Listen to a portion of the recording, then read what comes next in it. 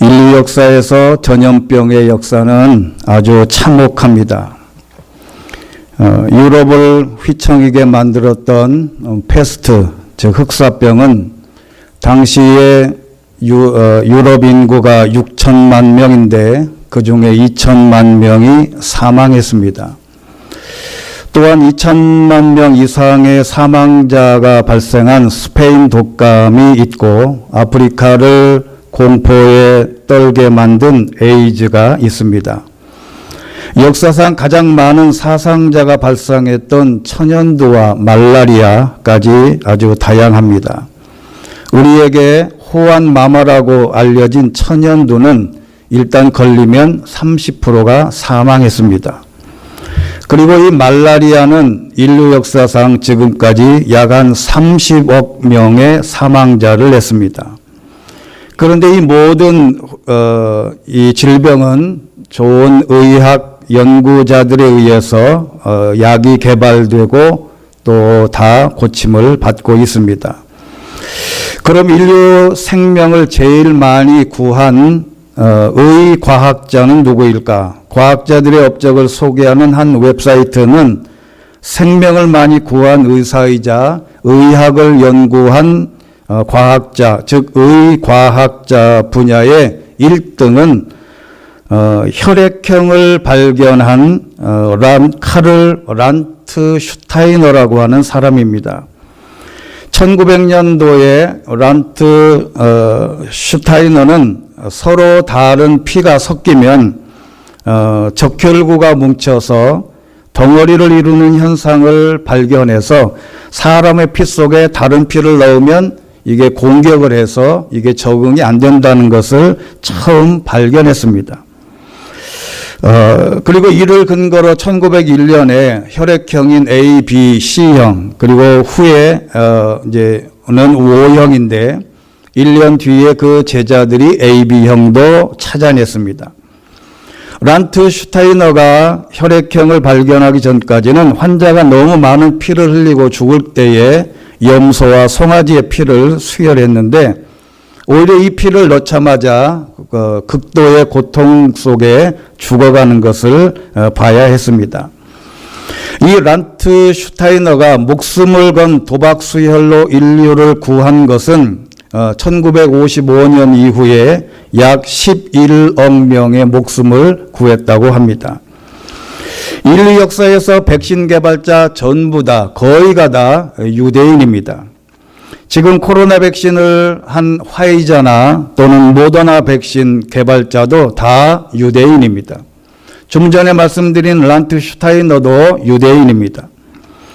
이 유대인 가운데 특히 의사나 의학 연구자가 많은 이유는 왜 그럴까? 그들은 티쿤 올람이라고 하는 사상입니다. 이 티쿤 올람은 세상을 고친다는 뜻인데 인간의 병든 몸을 고치는 것도 세상을 고친다고 생각하기 때문에 그렇습니다. 이 란트 슈타이너 역시 유대인답게 의대생 시절부터 개인 병원을 차려서 사람의 개개인별로 의술을 펼쳐서 병을 고칠까 아니면 무언가가 더 큰 것을 연구해서 더 많이 헌신할까 고민하다가 의사이면서 과학자가 된 것입니다. 앞서 말씀드린 대로 코로나 백신 개발 주역 대부분이 유대인입니다. 화이자 CEO 앨버트 불라와 백신 개발팀을 이끈 미카엘 돌스텐도 유대인입니다. 화이자와 모더나의 우리가 잘 아는 mRNA라고 즉 메신저 RNA라고 하는 이 구조를 탄생한 것도 바로 카탈린 카리코라는 사람인데 이 사람도 유대인입니다. 유대인 의사가 이렇게 많았던 것은 앞에 말씀드린 대로 티쿤 올람 사상 때문인데 이렇게 유대인들이 헌신하게 되는 딱 하나가 있는데 이 한마디 질문 때문에 그렇습니다. 유대인은 13살이 되면 성인식을 하게 됩니다. 그냥 형식적으로 하는 게 아니라 유대인 성인식 하는 날은 뉴욕 재판이 쉰다는 말도 있습니다. 왜냐하면 뉴욕의 변호사, 판사, 검사, 이 재판에 관련되어 있는 유대인들이 너무 많아서 성인식 때는 이 사람들이 다 월차를 내서 쉬는 바람에 이게 재판이 진행되지 않는답니다. 그만큼 성인식을 중대하게 여기는데 이 성인식에서 랍비가 첫 번째 질문을 이렇게 합니다. 내 삶의 목적이 무엇이냐?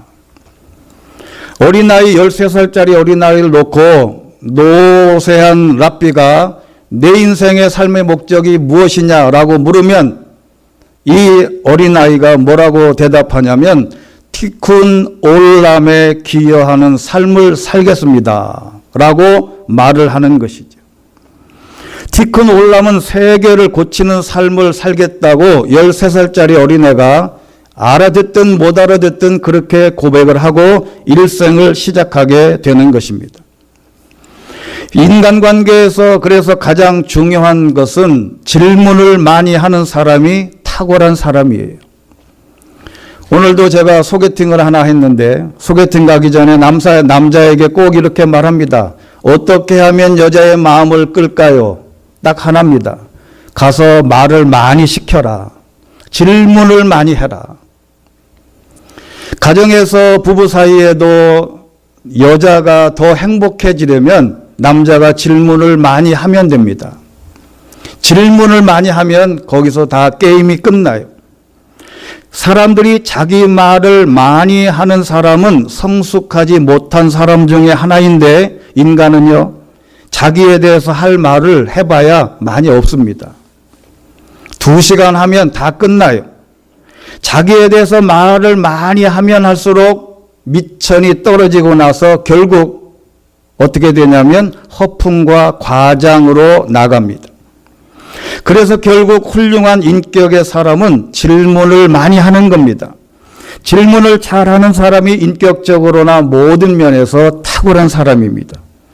그래서 가정교육도 교회교육도 학교교육도 질문을 많이 해야 하는데 유대인의 교육에서 하브르타 교육이라는 시스템이 질문을 많이 하는 것입니다.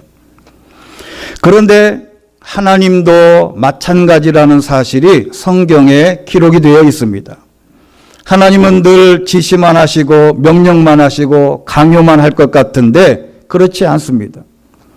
인간을 창조하시고 에덴 동산에 살 자리를 마련해 놓으시고 자유롭게 살도록 환경을 만들어 주셨습니다. 그런데 아담과 하와가 선을 넘었어요.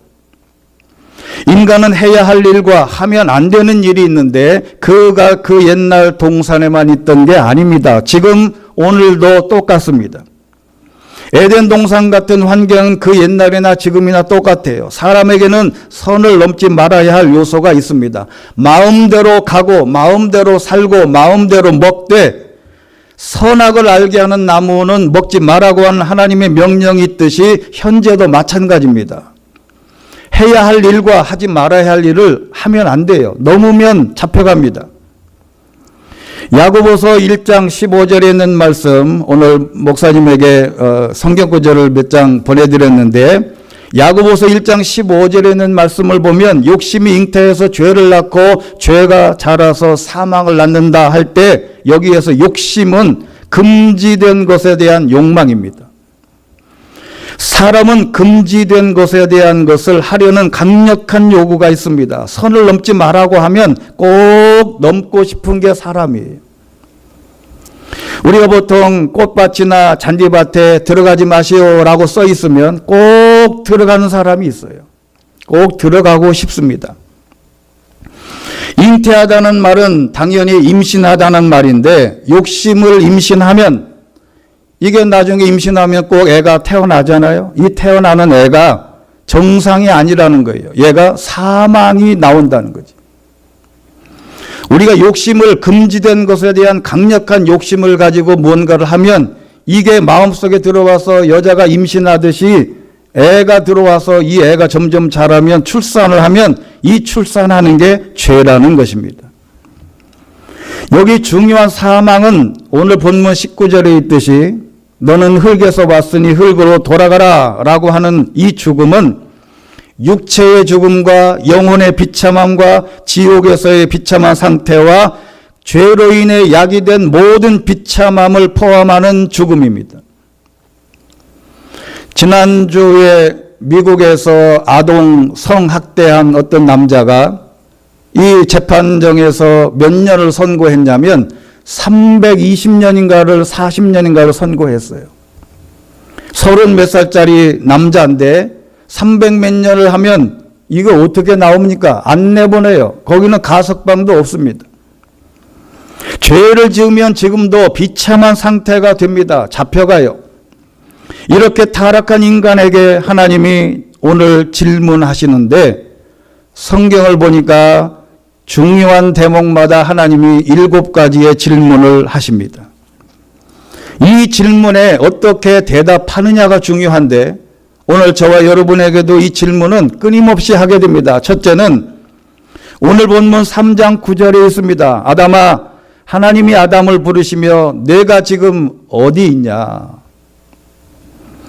하나님이 자신이 창조한 인간과 첫 번째 대화에서 하나님이 묻습니다. 너 지금 어디 있냐? 하나님이 첫 번째 인간에게 한 질문의 존재론적 질문인데 본래 이 질문이라는 것은요, 내면을 살피라는 뜻입니다.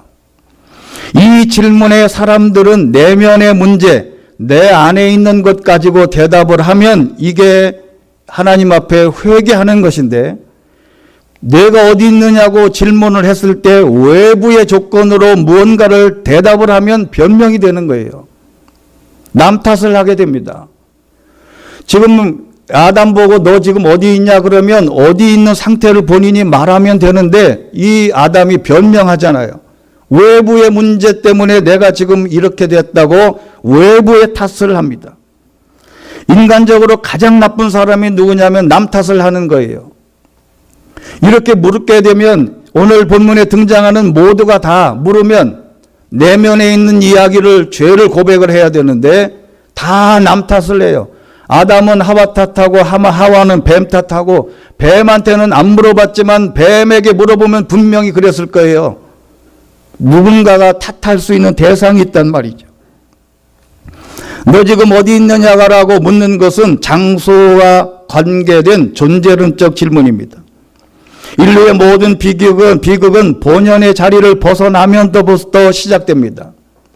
에덴 동산, 천국, 그곳에 살기 위해서는 하나님의 법칙이 필요하다는 것을 오늘 깨닫고 우리의 모든 질문에 대한 해답을 거기서 찾아야 되는 것이죠.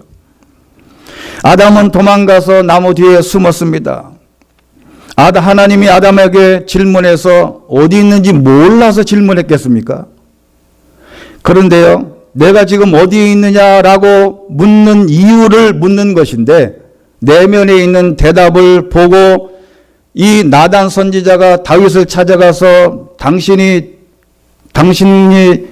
죄인입니다라고 말했을 때 바로 무릎을 꿇는 것이 내면에 있는 것을 자기를 가지고 대답을 하는 건데 그렇지 않으면 남 탓을 하는 거죠. 변명거리가 있으면 그것이 바로 문제입니다. 변명거리가 없는 확실한 당당한 답을 할 수 있도록 해야 하는 것입니다. 내가 있어야 할 곳이 어디냐는 거예요. 쉬운 말로 예를 들어서 주일 11시 예배인데 그 11시 예배 시간에 너 지금 어디 있냐라고 물었을 때 하나님 뻔히 아시지 않습니까? 나는 지금 예배 자리에 있습니다 라고 대답을 해야지 그 있는 자체를 변명을 하게 되면 내가 오늘 직장 때문에 할 수 없어서 아파서 나는 이 자리에 있을 수 없습니다 라고 변명하면 안 된다는 거예요. 그냥 잘못한 거는 잘못한 거지 변명하지 말라는 겁니다. 직장에 있어야 하는데 그곳에 있지 않고 다른 곳에 있으면 안 됩니다. 어느 공무원들이 근무 시간에 마사지 샵에 있다가 들통났다는 기사도 있습니다.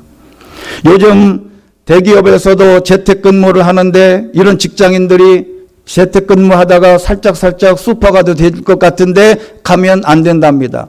그 순간에 컴퓨터로 질문을 왔을 때 대답을 할 수 있어야 되는데 그 장소에 있어야 할 재택근무 범위 내에 있어야 한다는 것이죠.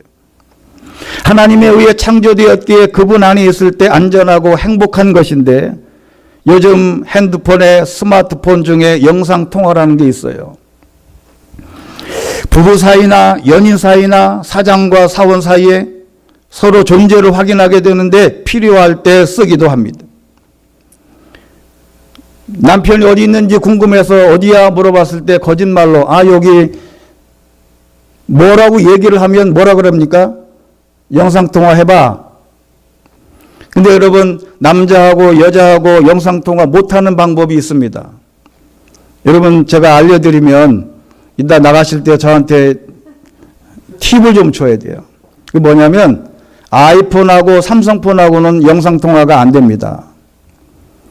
그러니까 남자하고 남자 똑같이 아이폰을 쓰든지 갤럭시폰을 쓰든지 해야지 영상통화가 되지, 한 사람은 갤럭시고 한 사람은 아이폰이면 영상통화가 안 됩니다. 머리 좋은 남자는 벌써 부인과 반대의 핸드폰을 갖고 있을 겁니다. 여러분, 하나님이 우리에게 영상통화하자 딱 얘기했을 때 저는 아이폰인데요, 통화가 할 수 없습니다 라고 말하면 안 된다는 거죠. 하나님이 내가 지금 어디 있냐라고 말했을 때 당당하게 아내와 남편과 그 누구에게도 나는 어디에 있습니다 라고 확실하게 말할 수 있는 사람이, 그 사람이 진짜이듯이 신앙도 마찬가지입니다. 너 지금 어디 있냐라고 물었을 때 거기에 대한 확실한 대답을 할 수 있게 되기를 주의 이름으로 축원합니다. 두 번째는 창세기 32장 27절에 있는 말씀 보면 야곱에게 묻습니다. 내 이름이 무엇이냐? 야콥이라고 하는 사람의 야콥이라고 하는 뜻은 남의 발꿈치를 잡다, 거짓말쟁이라는 뜻이에요. 희한하게 이 야곱이 태어날 때 에서의 발꿈치를 잡고 나왔는데 그게 평생의 삶의 자세가 된 거예요. 가는 곳마다 남의 발꿈치를 잡는 거예요. 이런 인생이 우리 사회에도 직장에도 엄청나게 많아요. 야곱이 야콥으로 사는 사람이 거의 많습니다. 남의 발꿈치만 잡아요. 아버지 발꿈치 잡고 형 발꿈치 잡고 가서 라반 외삼촌 댁에 가서 발꿈치 잡고 사는 것마다 다 발꿈치를 잡아요. 인생 자체가 사기꾼이에요. 여러분, 우리가 인생을 살면서 저와 여러분도 여기에 조심을 해야 됩니다. 내가 사는 동안 적어도 야곱처럼 남의 발꿈치만 계속 잡는데, 지금 야곱에게 하나님이 물어요. 내 이름이 무엇냐? 그러면 내 이름이 야곱입니다 라고 말하는 것 전에 나는 내 인생을 야곱의 인생으로 남의 발꿈치를 잡고 살았습니다, 용서해 주세요 말을 해야 돼요. 근데 이 말을 안 하잖아요. 그냥 야곱입니다 라고만 말을 하는 거예요. 그래서 하나님이 고쳐줍니다. 너는 지금부터 이스라엘이라고 해라. 내가 하나님과 겨루고 사람과 겨루어 이겼기 때문이다. 여러분, 잘 생각을 해보세요. 사람과 겨루려면 거짓말을 야곱처럼 잘해야 됩니다. 사람과 겨루어 뭔가를 성취감을 내려면 야곱처럼 살아야 돼요. 여러분, 야곱처럼 살지 않으면 좀 죄송한 말이지만 사회에서 성공할 수 없어요. 그래서 이런 차원에서 비교해보면 사회에서 성공하지 못한 사람이 오히려 더 의로운 사람일 수도 있다는 말이죠. 이제는 너는 하나님과 겨루어 싸워서 이긴 이스라엘로 바꾸어라. 이 말은 더 이상 사람을 속이지 말고 거짓 인생에서 돌아서라는 것입니다. 그래서 우리의 이름은 이제 이스라엘이고 크리스찬입니다. 크리스찬은 신앙인이에요. 내 이름이 무엇이냐고 묻는다면 나는 크리스찬입니다, 신앙인인데, 하나님이 지금 거꾸로 묻습니다. 내 이름이 무엇이냐? 나는 이스라엘입니다, 신앙인입니다, 크리스찬입니다. 그러면 크리스찬답게 살아라 하는 것이에요. 내 이름이 무엇이냐?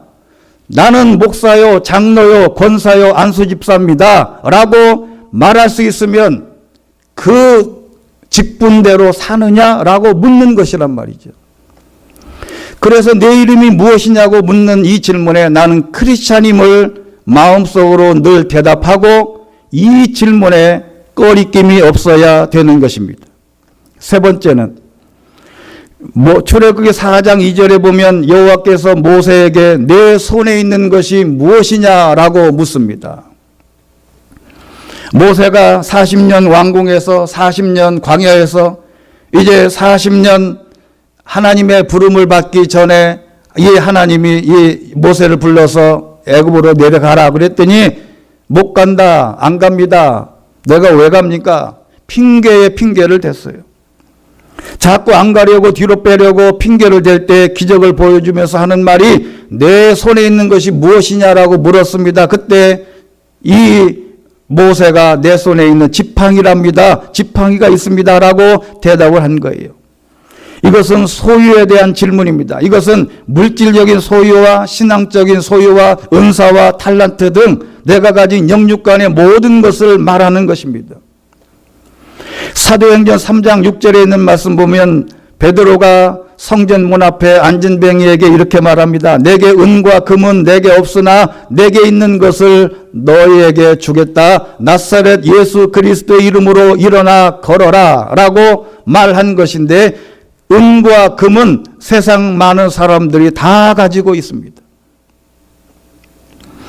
가끔 유튜브에 요즘에 좋은 집 소개하는 영상들이 참 많아요. 우리나라에서 제일 비싼 아파트가 어딜까 혹시 궁금하십니까? 어디를 사야 될지 모르시면 저한테 말하면 제가 알려드릴게요. 이게 우리나라에서 어디가 제일 비쌌는가 봤더니 롯데타워에 있는 시그니엘 아파트가 있는데 여기 한 200 몇 평짜리가 있는데 이 아파트가 370억 정도 한답니다. 아파트 조그마한 거 40억, 50억 하는 건 말이 안 돼요. 370억. 그런데 여기에 있는 집이든지 이 집을 유튜브에서 다 보여주는데 들어가니까 의리의리해요. 샹들리에, 대리석, 그냥 화장실 들어가면 지가 알아서 변기가 확 자빠지고 하여튼 뭐 별게 다 있어요. 그런데 목욕탕에 앉아서 한강뷰가 다 보이는 한강뷰가 거기에 다 맞아. 그런데 외국에서 베버리 힐스 같은 저택들을 보니까 여기는 370억이 아니라 게임값이 안 돼요. 보통 3천억이야. 그런데 이 3천억, 4천억, 5천억짜리 집은 딱 두 가지가 달라요. 우리나라보다. 하나는 뭐냐면 수영장이 있어요. 집집마다. 그 큰 저택에. 그리고 그 집이 숲에 있어요. 숲. 우리나라의 아파트는 숲이 없어요. 그냥 숲만 바라보지. 숲 속에 있는 게 아니에요. 여러분, 세상 사람들은 우리나라는 바다뷰, 특히 한강뷰가 좋은 집은 한 층 차이라도 2, 3억 차이가 난답니다. 여러분, 세상 사람들이 이런 부자들은 은과 금이 많아요. 그 사실 그들은 전부인 것처럼 보이지만 결국에는 사실은 그게 필요 없습니다. 한강 보고 싶으면 한강에 가면 돼요. 자전거 타고 가서 하루 종일 보고 오면 돼요. 죽을 병에 걸리면 아무리 은과 금이 많이 있어도 소용이 없습니다. 그들에게 없는 것, 세상 사람들에게 없는 것, 그게 우리 신앙인들에게 있어야 하는 것인데 그게 바로 능력의 지팡이입니다. 우리 모두에게 이 지팡이가 들려져 있어야 합니다. 영적인 지팡이, 나를 지키고 타인을 지키고 교회를 지키고 내 가정을 지키는 그 영적인 지팡이가 내 손 안에 있어야 됩니다. 이 지팡이가 재물도 되고 재능도 되고 탤런트도 되는데 하나님의 사역을 타인을 위해서 쓰도록 만든 이 능력의 지팡이가 있어야 되는데 그런데 희한한 게 있어요. 이 지팡이를 놓으면 뱀이 됩니다. 여러분, 다른 곳에 쓰이면 뱀이 돼요. 지팡이를 놓으면 뱀이 됩니다. 내가 이 교회 장로님으로 헌신하는데 장로님 하기 힘들어. 그 장로의 직을 내려놓는 순간에 뱀이 됩니다. 목사도 마찬가지예요. 교사도 마찬가지라니까요. 제가 음대를 나와서 성가대 지휘를 부목사까지 15년을 했습니다. 근데 성가대를 하다가 연말 되면 꼭 나 오늘 성가대 안 한다고 뻗땡기는 사람이 많아요. 뻗땡기면 놓으면 뱀이 된다니까요. 능력의 지팡이 하나님이 주신 재능을, 탁월한 머리도 재능을 손을 놔버리고 다른 곳에 쓰면 이게 독이 된다는 말이에요. IQ가 높고 탁월한 머리와 재능이 있어도 그걸 나쁜 도구로 사용하면 인생 말아먹는 사람이 한둘이 아닙니다. 또한 나를 보호하시겠다고 하신 지팡이, 막대기가 때로는 내 등짝을 내리칠 때도 있습니다. 순종하면 다시 지팡이가 됩니다. 당신 손 안에 있는 것, 그거를 놓는 순간에 뱀이 된다는 것을 잊으면 안 돼요. 그런데 순종해서 그 뱀을 딱 짚는 순간에 능력의 지팡이가 되는 것입니다. 네 번째 질문은 예레미야 1장 11절 13절에 있습니다. 예레미야에게 묻습니다. 여호와의 말씀이 내게 임해 말씀하셨다. 예레미야야, 내게 무엇이 보이느냐? 13절도 여호와의 말씀이 내게 임하여 말씀하셨다. 내게 무엇이 보이느냐? 그걸 몰라서 묻겠습니까? 하나님이 바보예요? 인간도 보는 것을 하나님이 못 봐서 예레미야에게 묻는 거겠습니까? 이 묻는 것은 소명과 관련된 자기의 하나님이 보여주시는 계시의 사명을 확실하게 보고 해석하는 훈련이 필요하다는 것입니다. 때로는 소명이 이해가 안 될 때가 있습니다. 해석이 안 돼서 고민할 때가 있어요. 그 소명을 보고 해석하고 적용하는 것이 필요합니다. 여러분, 볼 것을 못 보면 맹인인데 제가 한번 질문을 해보겠습니다. 손을 한번 들어보겠는데요. 못 보는 것과 못 듣는 것 중 하나만 선택하라 그러면 뭐를 선택하시겠습니까? 안 보이는 거하고 못 듣는 거하고 둘 중에 하나만 선택하라 그러면 저는 못 듣는 거를 선택하겠어요. 여러분, 제일 불쌍한 사람이 죄송하지만 누구냐면 눈이 안 보이는 사람이에요. 요즘에는 귀 안 들려도 TV 보는데 지장이 없어요. 오히려 더 눈이 헷갈리게 자막이 계속 나와.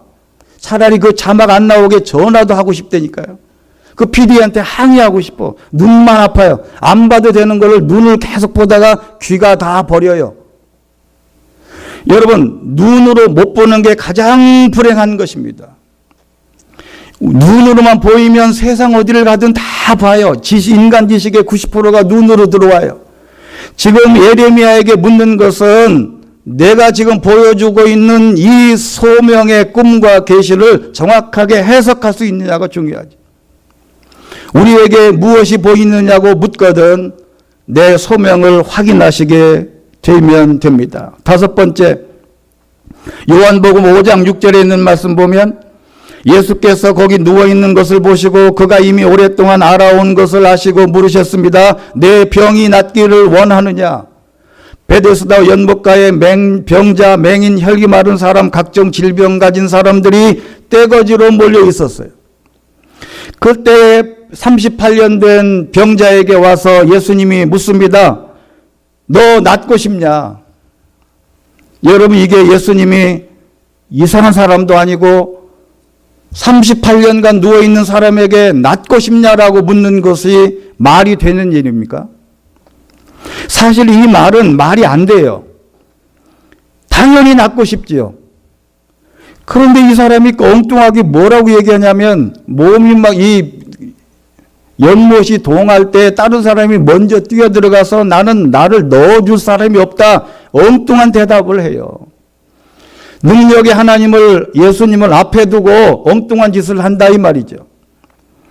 여러분, 우리가 38년 된 병자라고 하는 것은 바로 나 자신을 상징하는 겁니다. 바로 우리 교회를 상징하는 거예요. 우리 가정과 나라를 상징하면 됩니다. 왜냐하면 이 38년 된 환자는 본인이 걷지 못하는 것을, 환자라는 것은 알고 있어요. 그런데 정말 내가 환자인지 모를 때가 있단 말이죠. 코네티컷 대학교의 암스트롱 교수 연구팀이 수분이 기억력과 학습 능력에 영향을 미친다는 사실을 연구를 통해서 밝혔답니다. 연구팀에 따르면 수분 손실이 몸무게의 1%만 떨어지더라도 기억력이나 인지장애 증상이 발생할 수 있답니다. 1%의 수분 손실은 두통도 없고 목마르다는 의식이 없는 그런 극소량입니다. 이 정도의 탈수는 여름뿐만 아니라 1년 내내 발생하는 수준인데, 그래서 아침에 등교하는 대다수의 학생들을 조사해 보니까 거의가 다 탈수 상태에 있더랍니다. 이스라엘 학생들 조사해 봤더니 63%의 학생이 탈수, 목이 마르지는 않는 거예요. 그냥 탈수. 이탈리아 학생들은 84%가 학생이 탈수 해당하는 수치를 나타냈답니다. 그래서 아이들이 오자마자 무조건 컵으로 냉수를 한 잔씩 의무적으로 다 마시게 했더니 기억력이 상승됐다 하는 것이에요. 실제로 탈수 증상이 있는 아동에게 암기 테스트를 했더니 저조한 성적을 보였다는 연구도 있습니다.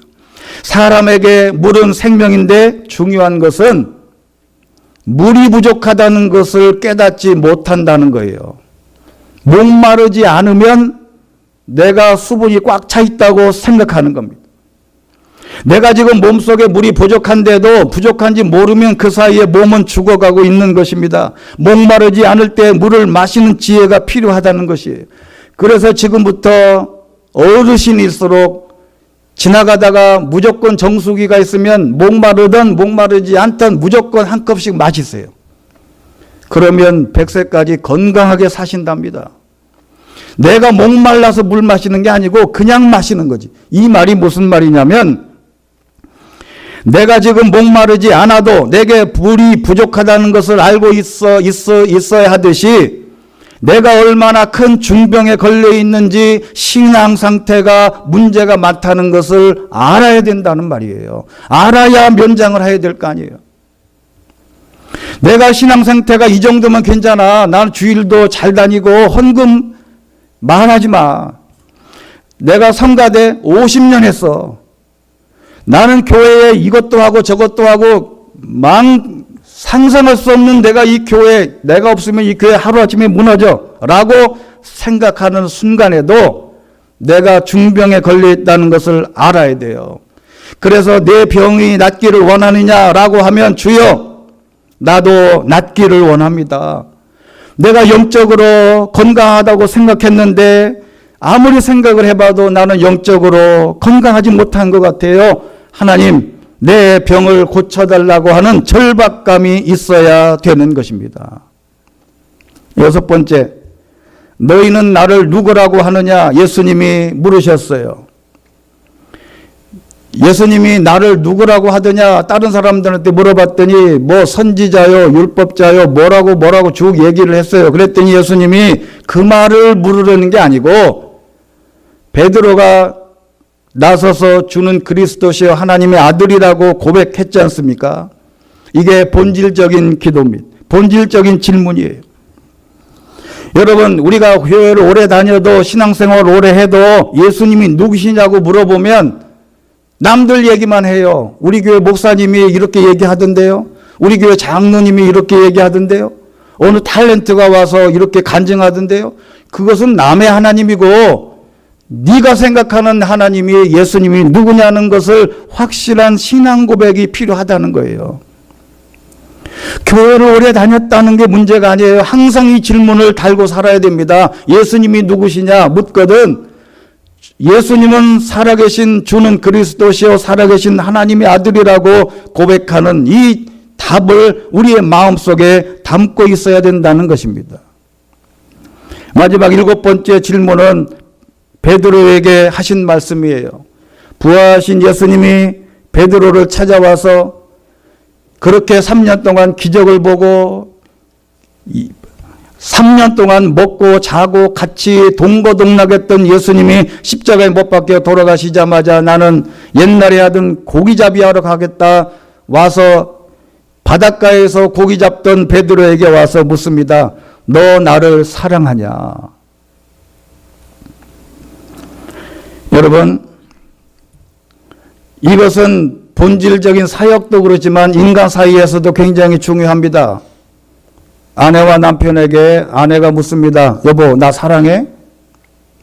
그러면 사랑해 라고 말 안 하고 알면서 왜 물어? 이거 사랑하는 거 아니에요. 지금 베드로가 그런 거거든요. 사랑하냐 그러면 사랑합니다. 대부분 얘기해야 되는데 지도 양심이 벼룩도 낯짝 있지 그 말을 못 하겠거든. 그러니까 제가 사랑하는 줄 주께서 아십니다. 이 말이 아내가 남편에게 나 사랑해 그러면 알면서 왜 그래? 아는 말하고 똑같은 거예요. 이 질문이 너 나 사랑하냐라고 하는 질문이 여기에만 해당되는 게 아니에요. 교회가 여러분에게 묻습니다. 교회, 너 교회 사랑하냐? 라고 물을 때 사랑합니다 라고 대답할 수 있는 이 질문에 대한 답이 있어야 된다는 말이죠. 사람은 무엇을 사랑하느냐에 대한 질문이 맞습니다. 사람은 사랑하는 것에 대해서 목숨을 걸어요. 어느 드라마에서 보니까 어느 남자가 어디 여자에게 가서 사랑 고백을 하는 거 보니까 기도 안 차. 이게 어디 가서 무릎도 안 꿇는 게 그냥 여자한테 가서 자기 사랑 받아달라고 무릎을 꿇고 장미꽃을 들고 집 앞에 가서 서너 시간 기다리는 것은 뭐 그건 상식이고 뭐 해달라 그러면 다 해다 주고 목숨 걸고 그 사랑 하나 구하려고 그렇게 발버둥을 쳐요. 그러면 현 시대의 사람들에게 하나님이 경고하는 게 뭐냐면 지금 당신이 지금 사랑하고 있는 게 뭐냐. 여러분 사랑하는 곳에 돈을 써요. 그런데요 거꾸로 현대인들이 가장 사랑하는 게 뭐냐면 돈입니다. 디모데전서 6장 10절에 있는 말씀 보면 돈을 사랑하는 것이 일만 악의 뿌리라. 일만 가지 악이 있는데 다 뒤져보니까 거기가 돈이더라. 제가 아는 어떤 형사도 그런 얘기를 해요. 범죄 수사를 할 때 모두가 다 두 가지의 연루가 돼 있다. 연루. 뭐냐면 하나는 돈하고 여자랍니다. 항상 범죄를 뒤지다 보면 돈하고 여자하고 관련되어 있어요. 남자는. 여러분 여기서 돈을 사랑하는 것은 그냥 탐욕이고 사모하는 것은 돈에 대한 사랑에 빠지는 것인데 이게 찌르다는 말은 전체로 꿰뚫다라는 말인데 어떤 도구가 내 몸을 통과하면 살아남겠습니까? 끝장난다 이 말이죠. 그래서 슬픔과 고통에 빠진다고 경고하고 있습니다. 디모데후서 3장 1절에 있는 말씀 보면 거기 기가 막힌 말씀이 있어요. 말세에 어려운 때가 올 것인데 사람들은 자기를 사랑하고 돈을 사랑하고 3절에 있는 말씀 보면 선한 것을 좋아하지 않고 4절 보면 하나님을 사랑하기보다 쾌락을 더 사랑하고 말세에 어려운 때가 되면 자기 사랑은 지나치게 자기 유익에만 집중된 이기적인 사람인데 하나님을 사랑하는 것보다 쾌락을 더 사랑하는 것은 내 몸이 좋아하는 것을 다 좋아해요. 내 몸이 좋아하는 것은 거의 다 쾌락입니다. 내 머리가 좋아하는 것은 그래도 고급스러운 것일 수 있어요. 근데 이 몸이라고 하는 이 육체는 정말 그래서 우리의 예수님 후계자였던 많은 사도들도 이 몸을 쳐서 복종시키려고 많이 고생을 많이 했어요. 그런데 이 몸이 좋아하는 것을 쾌락을 사랑하는 것에 멈추는 것이 하나님 사랑으로 바뀌는 것하고 같은 말이 되는 것입니다. 이런 상황에서 우리에게 묻습니다. 베드로에게 물었던 대로 너 나 사랑하냐? 예, 내가 하나님을 사랑합니다. 교회를 사랑합니다. 라고 말할 때는 희생이 포함되어야 합니다. 브라질 성자로 불렸던 선교사 한 분을 이야기하고 말씀을 맺겠습니다. 몰랜드라고 하는 이 부부가 브라질의 성자라고 일컬어지는 선교 역사에 굉장히 탁월한 사람 중에 한 사람입니다. 이분이 몰랜드 부부가 브라질 오지의 깊은 산골에 들어가서 평생 동안 4번이나 호칭이 바뀌었답니다. 그 주민인 폴리오 인디언들은 처음에 몰랜드 부부를 그냥 백인이다라고 했대요. 그들을 괴롭혔던 허다한 백인들을 부르던 증오에 찬 호칭이었는데 호의적이지 않은 상황임에도 불구하고 몰랜드 부부는 주민들의 병을 치료하고 목숨을 구하는 등 의료봉사에 펼치면서 헌신적인 생활을 계속했습니다. 그러자 인디언들이 얼마 안 가서 감사하는 마음을 다뤄와서 존경하는 백인이라 부르더랍니다. 10년 뒤에 몰랜드 부부는 백인 인디언이라고 또 명칭이 바뀌더랍니다. 왜냐하면 폴리오 인디언들의 언어를 열심히 외워가지고 그 언어에 소통함이 없이 자기 말을 잘 유창하게 구사를 해서 이제는 이 사람은 이제 백인 인디언이 됐다라고 칭찬을 한 거예요. 어느 날 선교사가 부상당한 인디언 소년의 발을 씻어주고 있는 모습을 지켜보는 인디언들이 인디언의 발을 씻는 백인을 보았는가? 이들은 하늘이 보내준 천사다. 드디어 하나님의 사람이라고 부른 것입니다. 하나님의 사람은 그분을 대신해 사람을 섬기는 사랑의 천사를 가리키는 것인데 우리는 이렇게 신앙적인 발전과 하나님과 더욱 가까워지는 성화의 단계에 있는 저와 여러분이 하나님이 지금 저와 여러분에게 묻습니다. 당신은 지금 어디 있습니까? 당신의 이름이 무엇입니까? 크리스찬이면 크리스찬답게 살아야 될 게 아니냐? 내 손에 있는 것이 무엇이냐? 능력의 지팡이입니다. 놓아버리면 뱀이 됩니다. 다시 집으면 능력의 지팡이가 됩니다. 무엇을 보느냐? 하나님이 나에게 계시해 준 소명의 그 직분을 보고 내가 낫고자 하느냐? 내가 지금 병이 걸려있지 않다고 생각하지 말고 나는 언제든지 중병자라는 것을 인지하고 언제든지 나는 낫고자 하는 마음을 하나님 앞에 가지고 너는 나를 누구라고 하느냐? 주는 그리스도시요 살아계신 하나님의 아들이라고 고백하고 그리고 마지막 내가 나를 사랑하느냐 묻거든 나의 모든 삶을 다 거쳐서 내가 주를 사랑하고 교회를 사랑하고 하나님을 사랑합니다 라고 고백할 수 있는 우리 기자촌 교회 성도들 되시기를 주의 이름으로 축원합니다. 전능하시고 자비로우신 하나님 아버지, 우리도 지금도 끊임없이 성경에서 우리의 선조들에게 물었던 질문 7가지를 끊임없이 하고 있습니다. 우리도 이 시대를 살아가는 믿음의 사람들로서 하나님의 사람답게 신앙인답게 그리고 우리 기자촌 교회 성도님들답게 이 질문에 확고한 신앙 고백과 답을 할 수 있는 성숙한 믿음의 사람들이 될 수 있도록 축복하여 주시옵소서. 모든 말씀 예수 그리스도의 이름으로 기도하옵나이다. 아멘. 이제는 우리 구주 예수 그리스도의 크신 은혜와 아버지 하나님의 그 크신 사랑하심과 성령의 감동 감화 교통하심이 하나님과 우리 사이에 끊임없이 질문하는 이 질문에 확실한 답을 통하여 하나님의 교회를 사랑하고 가정을 사랑하고 이 민족을 사랑하고 또 하나님이 주신 모든 것을 사랑하여 하나님의 뜻을 이루기를 소망하는 우리 사랑하는 성도들 머리머리 위에 저들의 가정과 직장과 삶의 터전 위에 그리고 이 민족의 앞날 위에 이제부터 영원까지 함께 하옵시기를 간절히 축원하옵나이다. 아멘.